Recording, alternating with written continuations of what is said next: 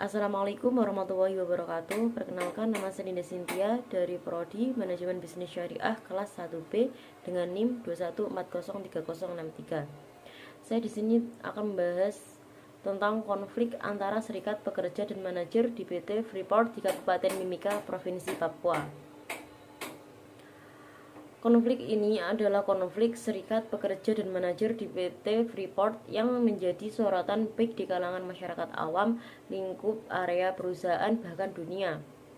Konflik tersebut berlangsung selama 7 tahun dan selalu diwarnai dengan berbagai macam tindakan baik yang bersifat membangun dengan persamaan, merubah sistem di dalam perusahaan baik dari segi upah, jam kerja, jaminan sosial dengan prinsip 3K, kesehatan dan keselamatan kerja.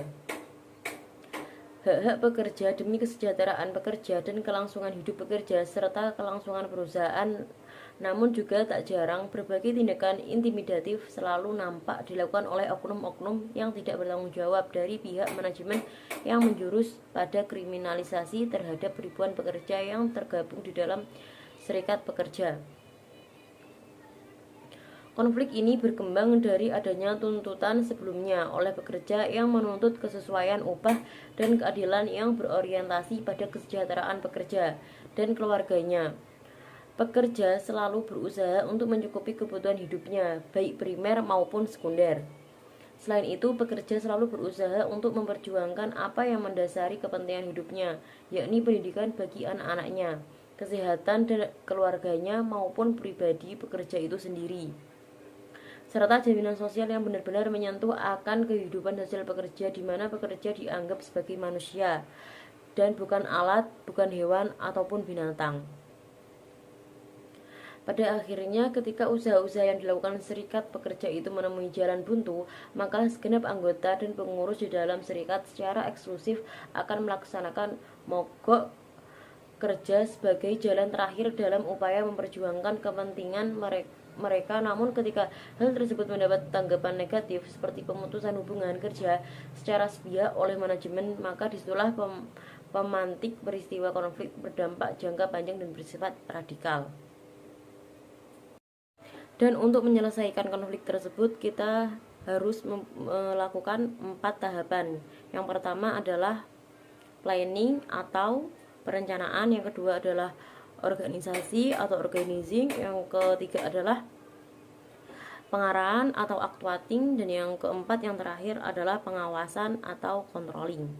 Dan yang pertama adalah planning atau perencanaan, yaitu kita harus mengetahui dan menganalisa terjadinya konflik antara buruh dan pihak manajemen atau manajer di PT Freeport. Yang kedua, kita harus mengetahui bentuk partisipasi pekerja dalam serikat ketika konflik terjadi. Dan yang ketiga adalah kita harus mengetahui langkah-langkah apa saja yang sudah diambil guna menyelesaikan perselisihan seperti konflik atau perselisihan industrial.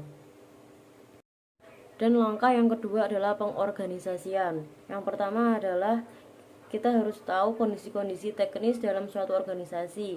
Yang kedua adalah kondisi-kondisi politis dari suatu organisasi.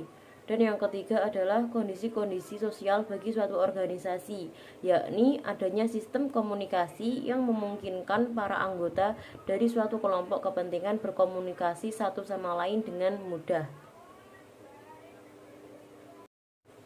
Yang ketiga adalah pengarahan. Kita harus melakukan perundingan berpartisi semacam dialog antara manajemen guna membicarakan masalah-masalah yang terjadi di perusahaan dengan melalui pendekatan normatif dengan tujuan memberi kesempatan bagi pekerja untuk kembali bekerja dan mendapatkan kembali haknya sebagaimana mestinya, dan sebagai bagian dari mitra utama perusahaan agar perselisihan tidak berlarut-larut secara cepat terselesaikan. Dan tahap yang terakhir adalah pengawasan. Kita harus melakukan pencapaian tujuan-tujuan yang telah ditetapkan melalui usaha orang lain. Dengan kata lain, seperti di dalam perusahaan atau CV, fungsi manajemen lebih menekankan pada pencapaian dari sebuah kegiatan produksi menjurus pada suasana pasar.